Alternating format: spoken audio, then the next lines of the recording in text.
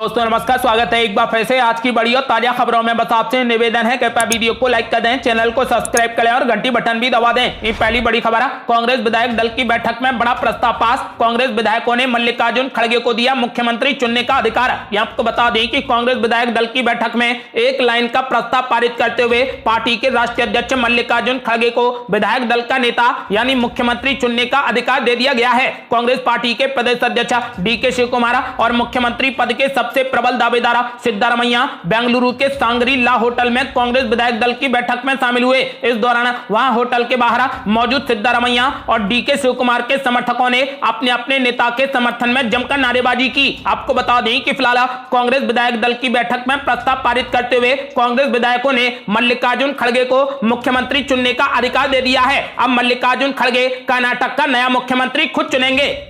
अगली बड़ी खबर, कर्नाटक में 18 मई को नए मुख्यमंत्री और कैबिनेट मंत्री लेंगे शपथ। मुख्यमंत्री के नाम पर अब भी सस्पेंस बरकरार। आपको बता दें कि कर्नाटक में कांग्रेस पार्टी ने पूर्ण बहुमत हासिल कर लिया है, जिसके बाद अब वो सरकार बनाने की तैयारियों में है। हालांकि पार्टी में अभी भी मुख्यमंत्री के नाम पर सहमति नहीं बन पाई है। बताया जा रहा है कि आज विधायक दल की बैठक में मुख्यमंत्री के नाम पर मोहर लगाने की जिम्मेदारी मल्लिकार्जुन खड़गे को दे दी गई है। इस बीच सूत्रों ने कहा कि कर्नाटक के नए मुख्यमंत्री और कैबिनेट मंत्री गुरुवार को शपथ ग्रहण करेंगे। इसके अलावा सूत्रों के मुताबिक शपथ ग्रहण कार्यक्रम में गांधी परिवार और राष्ट्रीय अध्यक्ष मल्लिकार्जुन खड़गे शामिल होंगे। कांग्रेस पार्टी ने शपथ ग्रहण समारोह में शामिल होने के लिए सभी समान विचारधारा वाली पार्टियों को भी निमंत्रण भेजा है। अगली बड़ी खबर, कर्नाटक के मुख्यमंत्री की रेस में दो बड़े दावेदार, आखिर किसका हाथ थामेगा गांधी परिवार। आपको बता दें कि कर्नाटक में कांग्रेस और बीजेपी के बीच में हुई सियासी लड़ाई का नतीजा निकल चुका है, लेकिन कांग्रेस पार्टी के अंदर दो बड़े नेताओं की जंग का फैसला आना अभी बाकी है। सूत्रों के मुताबिक कर्नाटक के नए मुख्यमंत्री को लेकर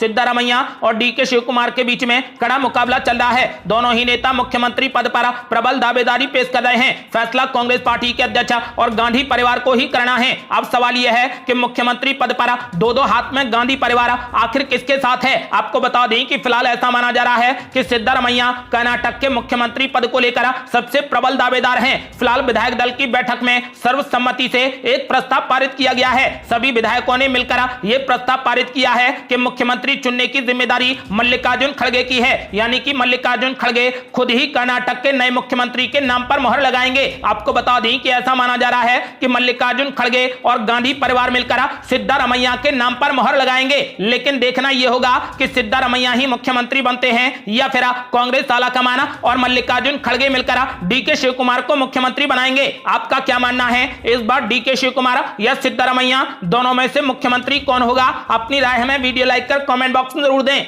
अगली बड़ी खबर, कर्नाटक के मुख्यमंत्री चुनाव पर फंस गया पेच। समर्थकों ने जमकर लगाए we want DK Shivakumar के नारे। आपको बता दें कि कर्नाटक में मुख्यमंत्री के चुनाव को लेकर डीके शिव कुमार के आवास के बाहर भारी संख्या में उनके समर्थक जमा हो गए। वहां पर इन समर्थकों ने डीके शिव कुमार को मुख्यमंत्री बनाने को लेकर जमकर नारे लगाए। डीके शिव कुमार और सिद्धारमैया के समर्थक कर्नाटक के मुख्यमंत्री पद के लिए अपने नेताओं की दावेदारी तेज करने में कोई भी कसर नहीं छोड़ रहे। जब उनके समर्थकों को अगले मुख्यमंत्री के तौर पर डीके शिव कुमार को पेश करने वाले पोस्टर लगाना पर्याप्त नहीं था, तो वो उनके आवास के बाहर इकट्ठा हो गए और जमकर नारे लगाने लगे। उन्होंने कहा कि इस बार डीके शिव कुमार को ही हम मुख्यमंत्री के पद पर देखना चाहते हैं। आपको बता दें कि फिलहाल डीके शिव कुमार ने राज्य में सबसे ज्यादा वोटों के अंतर से जीत दर्ज की है। इसीलिए समर्थक मान रहे हैं कि डीके शिव कुमार ने बड़ी प्रबल दावेदारी के साथ में जीत हासिल की है और वही मुख्यमंत्री पद के दावेदार हैं। आपको बता दें कि डीके शिव कुमार के समर्थक लगातार उनको ही मुख्यमंत्री बनाने की जिद पर अड़े हैं और जमकर नारेबाजी कर रहे हैं। अब कांग्रेस आलाकमान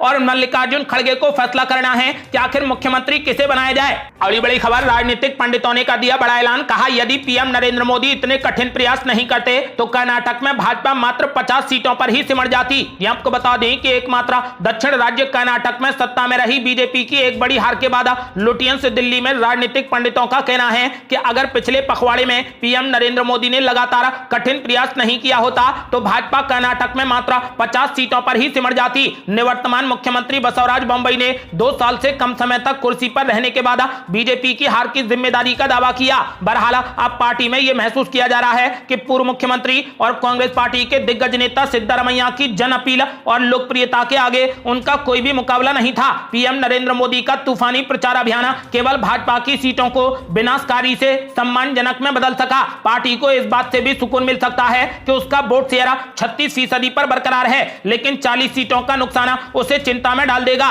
यह एक नई राजनीतिक घटना को सामने लाता है। हालांकि पीएम नरेंद्र मोदी अब तक के सबसे लोकप्रिय राष्ट्रीय नेता बने हुए हैं, लेकिन भाजपा के राज्य नेतृत्व के कमजोर और अप्रभावी होने पर चुनाव को स्विंग कराने की उनकी क्षमता की एक सीमा है। कर्नाटक में बीजेपी का डबल इंजन ज्यादातर पीएम मोदी का सिंगल इंजन था। यह इस बात से भी साफ हो जाता है कि कैसे भाजपा कर्नाटक के केवल एकमात्र बेंगलुरु इलाके में ही अपनी सीटों की संख्या में सुधार कर सकी है, जहां पर खुद पीएम नरेंद्र मोदी ने 2 दिनों तक बड़े पैमाने पर रोड शो किए थे। आपको बता दें कि फिलहाल राजनीतिक पंडितों का कहना है कि यदि कर्नाटक में पीएम मोदी ने इतने कठिन प्रयास नहीं किए होते तो भाजपा कर्नाटक में मात्र 50 सीटों पर ही सिमट जाती।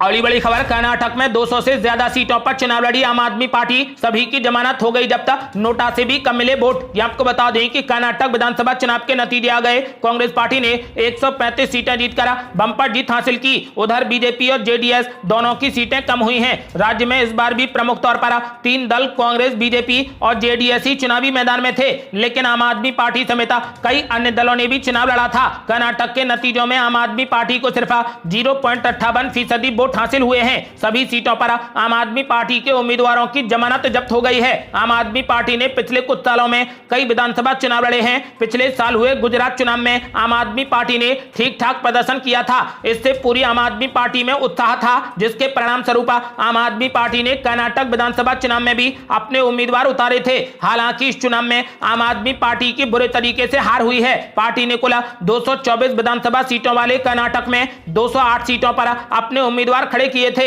इसके जरिए वो दक्षिण में भी अपनी पहुंच बढ़ाना चाहती थी। पार्टी ने भ्रष्टाचार मुक्त वेलफेयर स्कीम और शिक्षा आदि के मुद्दे पर पूरा चुनाव लड़ा था और जनता से कई वादे भी किए थे। पार्टी को सिर्फ 2.25 लाख ही वोट मिले हैं, जबकि पार्टी ने दावा किया है कि उसके 2 लाख कार्यकर्ता कर्नाटक में हैं। कुल मिलाकर 208 आम आदमी पार्टी के उम्मीदवारों में सिर्फ 72 उम्मीदवार ही 1000 या फिर उससे अधिक वोट हासिल कर सके हैं। आपको बता दें कि फिलहाल कर्नाटक में आम आदमी पार्टी के सभी 208 उम्मीदवारों की जमानत जब्त हो गई है।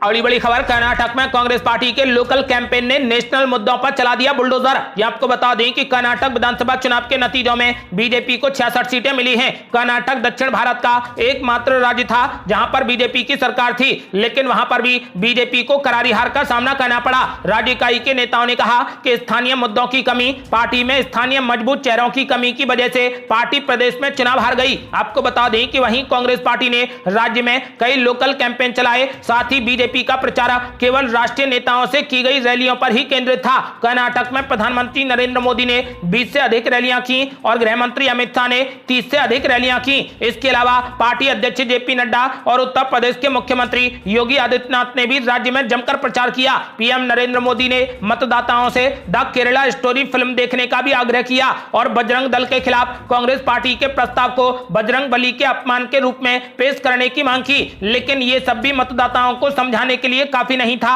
बीजेपी के एक सांसद ने बताया कि पार्टी का संदेश केवल राष्ट्रीय केंद्रित था, कर्नाटक के मतदाता के साथ नहीं था। आपको बता दें कि गुजरात जैसे राज्यों में अपनी सफलता को दोहराने के लिए कुछ कदम जैसे 75 नए चेहरों को मैदान में उतारना या मुख्यमंत्री मध्यावधि के साथ में बदलना, ये सब विफलता के कारण बने। उन्होंने कहा कि नए चेहरों में से 61 चेहरे चुनाव हार गए। साथ ही पार्टी ने अपने चुनाव प्रचार के दौरान मौजूदा मुख्यमंत्री बसवराज बोम्मई को उजागर नहीं किया, जो ये दिखाता है कि पार्टी खुद की लीडरशिप के साथ ही खुश नहीं थी। आपको बता दें कि फिलहाल कांग्रेस पार्टी ने बंपर जीत हासिल की है। आपको बता दें कि कांग्रेस पार्टी ने लोकल कैंपेन के जरिए बीजेपी के नेशनल मुद्दों पर बुलडोजर चला दिया। अगली बड़ी खबर, कर्नाटक में कांग्रेस पार्टी की धमाकेदार जीत के बाद कपिल सिब्बल ने कांग्रेस पार्टी को दे दिया बड़ा संदेश। ये आपको बता दें कि कर्नाटक विधानसभा चुनाव 2023 में कांग्रेस पार्टी की धमाकेदार जीत के बाद राजनीतिक प्रतिक्रियाएं आने का सिलसिला लगातार जारी है। इसी क्रम में राज्यसभा सांसद कपिल सिब्बल ने अपनी पहले वाली पार्टी कांग्रेस को बड़ी सलाह दी है कि वो ईमानदार और भेदभाव किए बिना राज्य में अगले 5 सालों तक लोगों का दिल जीते। उन्होंने ट्वीट करते हुए कहा कि कर्नाटक चुनाव जीतना बेहद कठिन है, उससे भी ज्यादा कठिन लोगों का दिल जीतना है। अगले 5 सालों के लिए खुले, ईमानदार और गैर भेदभावपूर्ण बनकर लोगों का दिल जीतें। इससे पहले उन्होंने एक ट्वीट और किया था जिसमें उन्होंने पीएम नरेंद्र मोदी पर जमकर निशाना साधा। राज्यसभा सांसद कपिल सिब्बल ने कहा कि पीएम नरेंद्र मोदी हार गए हैं, कर्नाटक के लोग जीत गए हैं। जनता ने 40% द केरला स्टोरी, विभाजनकारी राजनीति, अहंकार, झूठ सभी को नकार दिया है। उन्होंने कहा कि कांग्रेस पार्टी इस जीत की पूरी हकदार थी। अगली बड़ी खबर, कांग्रेस नेता जयराम रमेश ने कर दिया बड़ा ऐलान। कहा बजरंग दल नफरत और हिंसा की राजनीति फैलाने में विश्वास रखता है, उससे कानून और संविधान के अनुसार निपटा जाएगा। ये आपको बता दें कि कर्नाटक विधानसभा चुनावों में कांग्रेस पार्टी की शानदार जीत के बाद राज्य में दक्षिणपंथी संगठन बजरंग दल पर प्रतिबंध लगाने की अटकलों के बीच पार्टी के सीनियर नेता जयराम रमेश ने रविवार को इस मुद्दे को लेकर बड़ा बयान दिया। उन्होंने जोर देकर कहा कि विश्व हिंदू परिषद की युवा शाखा नफरत और हिंसा की राजनीति फैलाने में यकीन करती है। कांग्रेस नेता जयराम रमेश ने इसे भगवान हनुमान यानी बजरंग बली के साथ में ना जोड़ने का अनुरोध किया। उन्होंने आगे कहा कि बजरंग दल अलग है और बजरंग बली अलग है। जयराम रमेश ने कहा कि बजरंग दल नफरत और हिंसा की राजनीति फैलाने में विश्वास रखता है। उन्होंने कहा कि कांग्रेस पार्टी ने अपने घोषणा पत्र में कहा है कि कोई भी संगठन जो कानून तोड़ता है, धार्मिक नफरत फैलाता है, धार्मिक कट्टरता फैलाता है, सांप्रदायिक हिंसा फैलाता है, उससे कानून और संविधान के अनुसार निपटा जाएगा। अगली बड़ी खबर, कर्नाटक नतीजों पर असदुद्दीन ओवैसी ने दिया बड़ा बयान। कहा मुझे उम्मीद है कि कांग्रेस पार्टी अपने वादों को पूरा करेगी। ये आपको बता दें कि कर्नाटक विधानसभा चुनाव में कांग्रेस पार्टी ने शानदार जीत दर्ज की। इस बीच कांग्रेस पार्टी की जीत पर एआईएमआईएम के अध्यक्ष असदुद्दीन ओवैसी का बड़ा बयान सामने आया। रविवार को ओवैसी ने कहा कि उन्हें पूरी उम्मीद है कि कांग्रेस पार्टी चुनाव से पहले जनता से किए गए अपने सभी वादों को पूरा करेगी। ओवैसी ने कहा कि कर्नाटक के जो नतीजे सामने आए हैं उसमें हमारी पार्टी के 2 उम्मीदवार थे। मैं जनता का शुक्रिया अदा करता हूं कि उन्होंने हमारी पार्टी के उम्मीदवारों को वोट दिया। हालांकि हम जीत नहीं पाए, हम और मेहनत करेंगे, हमारे हौसले पस्त नहीं होंगे। हैदराबाद से लोकसभा सांसद असदुद्दीन ओवैसी ने कहा कि कर्नाटक की जनता ने जो फैसला लिया है उसने कांग्रेस पार्टी को सत्ता दी है। हम उम्मीद करते हैं कि कांग्रेस लोगों से किए गए अपने सभी वादों को पूरा करेगी। हालांकि उत्तर प्रदेश, कर्नाटक, तेलंगाना, महाराष्ट्र, बिहार, झारखंड और पश्चिम बंगाल जैसे राज्यों में एआईएमआईएम को मजबूत करने का काम जारी रहेगा। आपको बता दें कि असदुद्दीन ओवैसी ने कांग्रेस पार्टी के वादों को पूरा करने की उम्मीद जताई है। अगली बड़ी खबर, बीजेपी छोड़कर कांग्रेस पार्टी में शामिल होने वाले जगदीश शेट्टार ने चुनाव हारने के बाद किया बड़ा ऐलान। बोले पैसों ने निभाया बड़ा रोल। ये आपको बता दें कि बीजेपी से बगावत कर कांग्रेस पार्टी के साथ में गए पूर्व मुख्यमंत्री जगदीश शेट्टार अपनी seat Hubli Dharwad central seat से चुनाव हार गए। इसी के साथ जगदीश शेट्टार ने कर्नाटक विधानसभा चुनाव में अपनी हार को लेकर कहा कि पैसों ने बहुत बड़ी भूमिका निभाई है। दरअसल जगदीश शेट्टार बीजेपी की सरकार में मुख्यमंत्री रह चुके हैं, लेकिन इस बार टिकट न मिलने से नाराज होकर पार्टी छोड़कर कांग्रेस पार्टी में शामिल हो गए थे। कांग्रेस पार्टी ने उन्हें उसी हुबली धारवाड़ सीट से प्रत्याशी बनाया था जहां वे बीजेपी के टिकट पर विधायक थे। कर्नाटक विधानसभा चुनाव की इस सीट को लेकर बड़ी बात यह है कि लिंगायत समुदाय के बड़े नेता कहे जाने वाले जगदीश शेट्टार को उनके ही शिष्य के हाथों करारी हार का सामना करना पड़ा। शेट्टार को हराने वाले बीजेपी के महेश टेंगिनकई चुनाव प्रचार के दौरान खुद को उनका शिष्य बताते रहे, जिसके बाद जगदीश शेट्टार अपने शिष्यों के हाथों ही हार गए। आपको बता दें कि फिलहाल कांग्रेस पार्टी के साथ में गए पूर्व मुख्यमंत्री जगदीश शेट्टार ने कर्नाटक विधानसभा चुनाव में अपनी हार को लेकर कहा कि पैसों ने मेरी हार में बहुत बड़ी भूमिका निभाई है। अगली बड़ी खबर, भाजपा की करारी हार के बाद संजय राउत ने भरी हुंकार। बोले कर्नाटक तो झांकी है, अभी पूरा हिंदुस्तान बाकी है। ये आपको बता दें कि कर्नाटक में कांग्रेस पार्टी की शानदार जीत और भारतीय जनता पार्टी की करारी हार से शिवसेना के उद्धव गुट के सांसद संजय राउत काफी गदगद हैं। उन्होंने कहा कि कर्नाटक में तो बस झांकी है, अभी पूरा हिंदुस्तान बाकी है। शिवसेना सांसद दक्षिणी राज्य में हुए सत्ता परिवर्तन को 2024 में होने वाले लोकसभा चुनाव से जोड़कर देख रहे हैं। उन्होंने ये भी कहा कि एनसीपी प्रमुख शरद पवार के नेतृत्व में मुंबई में आज महाविकास अघाड़ी की बड़ी बैठक हुई है, जिसमें आगे की रणनीति पर चर्चा की गई है। आपको बता दें कि उद्धव ठाकरे गुट के नेता संजय राउत ने कहा कि कर्नाटक तो सिर्फ झांकी है, अभी पूरा हिंदुस्तान बाकी है।